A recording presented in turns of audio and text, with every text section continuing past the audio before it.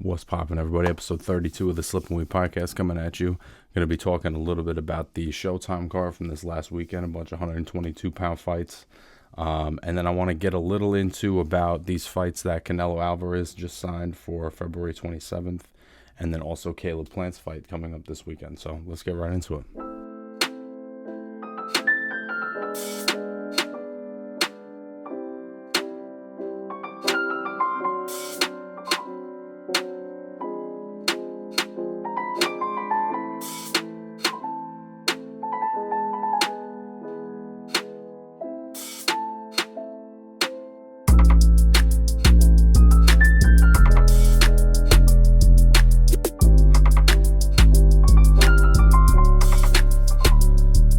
Back with you guys. I know it's been a couple of weeks. The schedule in boxing has been a little bit slower lately, and which is part of what I talked about in my last episode. So this past weekend we had a pretty good card on Showtime, a bunch of 122-pound fighters, junior featherweights. I was going to say junior bantam, junior featherweights. The first one was a guy named Raeese Aleem stopping a guy named Vic Pasillas in the 11th round, and I really liked Aleem's style, man. He has a very awkward way that he moves about the ring, but he's defensively responsible and offensively very difficult to time. I liked how, he would throw punches while Pasillas was punching, and he would be landing shots at kind of awkward angles. And I think he just, overall, he had too many skills for Pasillas, who, with the exception of the first 2-3 rounds, where he was landing some shots, it was very difficult for him to get an offensive rhythm, against Aleem. Aleem would throw this really awkward, 2-1, where he would throw the backhand into the front hand, and then he would dip down and try to make a move from there. And I think the awkwardness of that move just kept throwing Pasillas off and kept throwing him off. And he was just a little too much for him.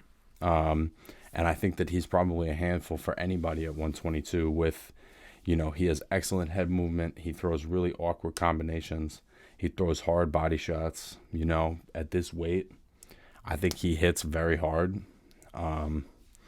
So I think he's a handful for anybody at 122. I don't think 122 is as hot as it was a couple of years ago. So I think there's an opportunity for somebody to kind of step in and be the guy at this weight.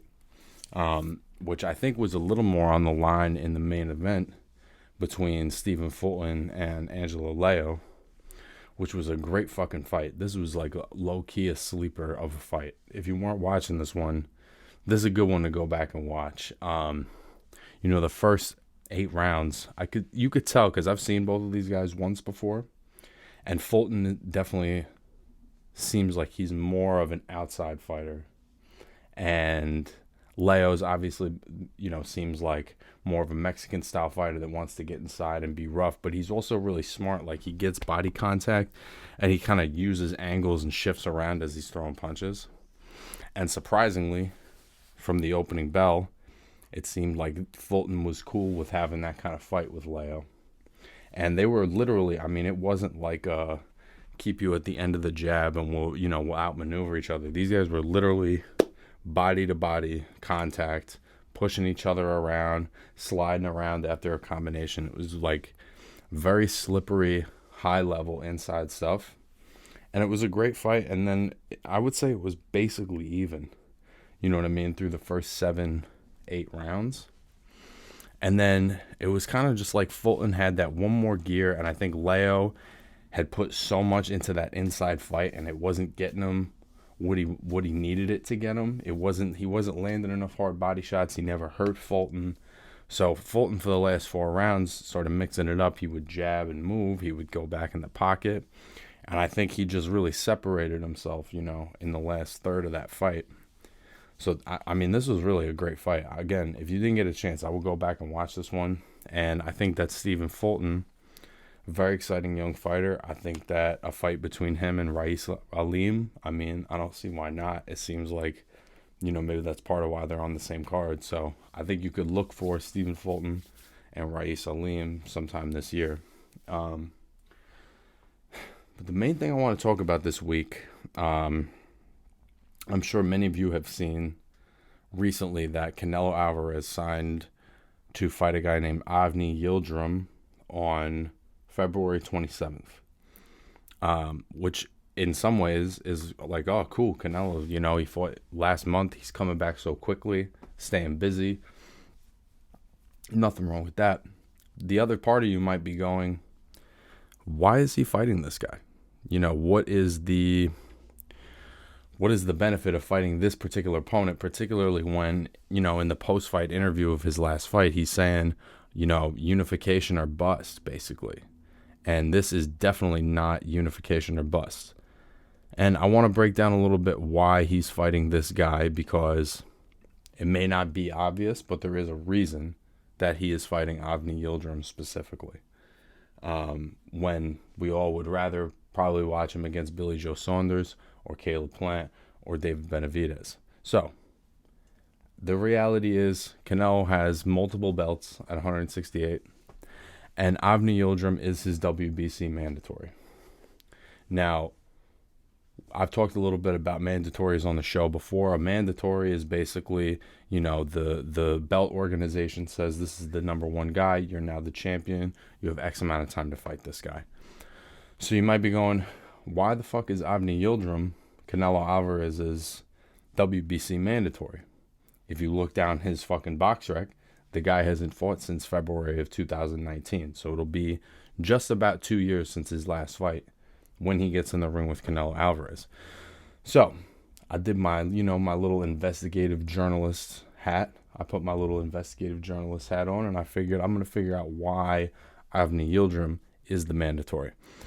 And this is going to take me a little bit to explain, but basically on February 23rd, 2019, Avni Yildirim lost a close technical decision to, at the time, WBC champion Anthony Dirrell. The cut was to Dirrell. It was caused by a headbutt. That's why they went to the cards, because they had gone past round 4. And at the time, the WBC had mandated a rematch of that fight. While that fight happened, the reason they were fighting for that belt was because David Benavidez had tested positive for cocaine and had been stripped of that belt and no longer had the belt, and the belt had been declared vacant. So basically, while they're negotiating or talking about doing this Avni Yildirim rematch, Benavidez's suspension ends. He becomes an active fighter again, and the WBC says, Benavidez gets a shot at Dirrell first. So Benavidez and Anthony Dirrell fight on September 28th, 2019, and Benavidez stops Dirrell, I believe, in the 9th round. So Benavidez then became the WBC champion again in September 2019.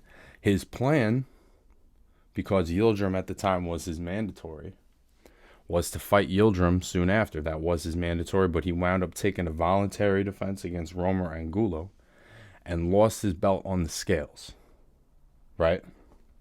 So he didn't make weight. He got stripped of the belt. So now the WBC is vacant. It's a vacant title, and somehow becomes part of the stakes for the Canelo Alvarez versus Callum Smith fight from this past December.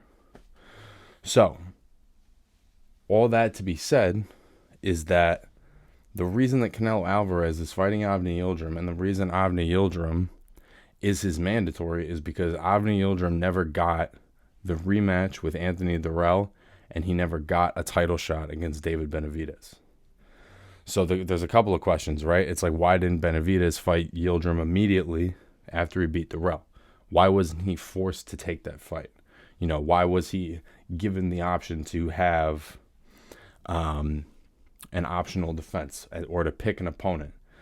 And the answer is that mandatories aren't always mandatory.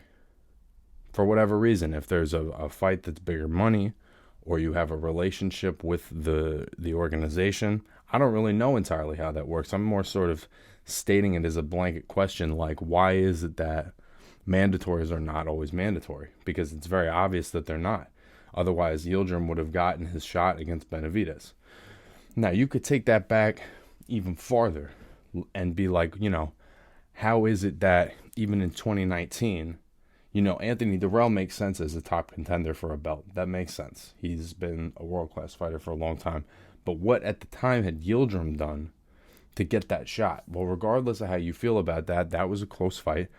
And they said that he was going to get that rematch. He was going to get his title shot. So in one sense, this is a ridiculous fight, right? This guy has no chance against Canelo. He's not in the same class of fighter. He was barely in the same class of fighter as Anthony Dirrell, who's definitely not in Canelo's league. And on the other hand, it's long overdue, right? The organization said, you're entitled to this shot. We're going to give you this shot. And it seems like time after time, they found reasons to not force their champion to fight this guy, even though they have him on the hook, like, yo, you're the mandatory for this belt. And a lot of these guys, it's like, how many opportunities do you get to fight for a title? You know what I mean? You only get a handful of opportunities to fight for a title in your career. So, naturally, I think his thought would be, all right, well, they're telling me my shot's coming if I just stay in shape. And that's how fucking 2 years goes by and you don't fight at all. I think there are times where these mandatories get lucky, but there's also times where it forces them to be very inactive, and it feels like the belt organizations are not helping to root out who's actually the best fighter in the division. They're just not. They're not helping that situation because they're each individually their own business. They have their own interests. They want sanctioning fees, and I'm going to do another episode where I talk more extensively about sanctioning fees and what they are. But essentially, when a fighter wins a belt, they have to pay to keep that belt. And so it's in their interest to get new champions, to have vacant belts, to have guys paying sanctioning fees. The challengers have to pay sanctioning fees. So the problem in this situation is that the belt is pretending that it's just fulfilling an obligation. But the reality is they're 2 years fucking late on that obligation. And now it's a mismatch. Now he has absolutely no chance. And this is a terrible fight that, frankly, I don't think anybody cares about. It's just a matter of Canelo keeping his belt so that when he goes to fight Billy Joe Saunders, when he goes to fight Caleb Plant, when he goes to fight David Benavidez, he also has belts to bring to the table, Which, all of that brings me into my next thing that I want to talk about, which is, why is it that this next weekend, why is it that Caleb Plant is fighting Caleb Truax for his IBF super middleweight title? I saw that fight got signed, and I was like, in Plant, his last 3 fights, he's fought some weird guys, man. For a guy with a title, with his skill level, like the level of opposition for him in his last handful of fights since Uzcategui is very unimpressive. So I was like, why is it that he's taking this fight? He's had these tune-up fights, and the reality is that this is also a mandatory. He also has to take this fight if he wants to keep this belt. He's in the same position as Canelo.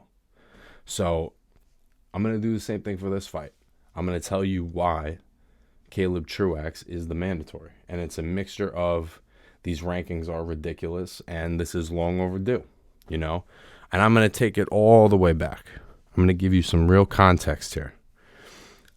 So to take it all the way back, on May 23rd, 2015, right, James DeGale beats Andre Dirrell for the IBF Super Middleweight Championship. Holds on to that belt for a few years. And then in December of 2017, loses that belt to Caleb Truax by decision. They have a rematch, I believe, in April of 2018. And DeGale wins his title back. But then in July of 2018, vacates that belt. Right? And so instead of it going vacant and having 2 guys fight for it, the IBF already had what's called an interim champion. Now, I don't really know what the fuck that means. You're either the champion or you're not. But now these belt organizations have these smaller belts, these sub-belts, that if you get them, they entitle you to a world title opportunity. It's ridiculous. So, at the time, July 2018, Jose Uzcategui, difficult name, was the interim IBF champion and was promoted to being the full champion. And then in January of 2019, Caleb Plant beats Jose Uzcategui. Currently, for whatever reason, the top two spots, the top two rankings of the IBF are vacant. And Caleb Truax is the number 3, making him Caleb Plant's mandatory. And part of why he's Caleb Plant's mandatory was because I believe he was entitled to a third fight with James DeGale and never got it. And he never got it because I believe Plant was ranked higher than him and so was entitled to a fight against Uzcategui and da-da-da-da. But the bottom line is, one, this is a stupid fight, but in a sense it's also overdue. It's not a fight people are particularly interested in seeing, but on some level, the IBF has promised Truax that he was going to get a third fight with DeGale. I believe he never got that fight because DeGale vacates the belt, and so his status as far as the IBF ranking has probably been in limbo for months now, for years, right? So on one hand, if you're Caleb Truax, you're like, about fucking time. And then on the other hand, if you're the fans and you don't know all this shit, you're looking at it and you're like, why are these world champions fighting these guys that I don't know? Why aren't they fighting each other right now? Why aren't they fighting each other as soon as it's possible when it's the most viable? And this is why. It's because these belts have inserted themselves and they've sort of made it seem like they're a necessity for the function of the sport. And in some way they are, because it does have meaning to have all four, and in some ways it doesn't mean shit. Because you can get to be worth a certain amount of money and you don't need them. People want to see you fight regardless of what belts you have. The belts are like a stepping stone. But, they're holding on to, I believe they're holding on to their relevance for dear life. They'll do anything they can to insert themselves in as many fights as possible. That's why you see the Diamond Champion and the Golden Champion and the Interim Champion and the Super Champion. Because the more belts they can have, the more sanctioning fees come in. And the more times they can get the title to change hands and more different challengers. It's a very messy way that they've inserted themselves into the sport. And really, I think very frequently prevent the best fights from happening. Because guys want to hold on to their belts. You work your whole life to win this championship and you want to keep it. You want to be able to have that leverage and you want to be able to say, I won all 4 belts, because regardless of how fucked up all of it is, there's no fighter that doesn't want to win a championship belt and win all 4 of them. That's in the 4-belt era. That's the dream. But again, this all leaves the questions left, unanswered. Like, why are the top 2 IBF spots vacant? What does that even mean? Right? If you're going to just have them vacant, like, why not just shift everything up? Why isn't Truax number 1 now? What is that system? Why is that how we're doing this at the highest level of boxing? Why didn't Uzcategui have to fight Truax? If Truax is entitled to that shot, even if we the fans don't think he's worthy of it, if this organization is saying you're entitled to this, get it out of the way. Why are some people forced to do it and others are not? I think Uzcategui should have had to fight Truax the moment DeGale vacates the belt. You know what I'm saying? And the reality is, why is it that Caleb Plant has fought twice since he fought Uzcategui 2 years ago, against basically guys that have absolutely no chance against him? Why wasn't he made to fight Truax immediately after he won the belt from Uzcategui? He had a voluntary defense against Mike Lee. Apparently, that last opponent he had, Feigenbutz, that guy was a mandatory. I don't know why he would be a mandatory, but then what are these vacant spots? The whole thing is such a mess to me, and it feels like it hurts the fighters the most. It hurts the fighters and the fans the most, because we're all just left to be like, well, who the fuck? We don't know what's happening. You know, we just want to watch boxing on TV. You know, and I know about this shit because I've been watching it for so long, and I read about it, and I feel like if people understood how ridiculous this business is, they'd really want it to operate differently.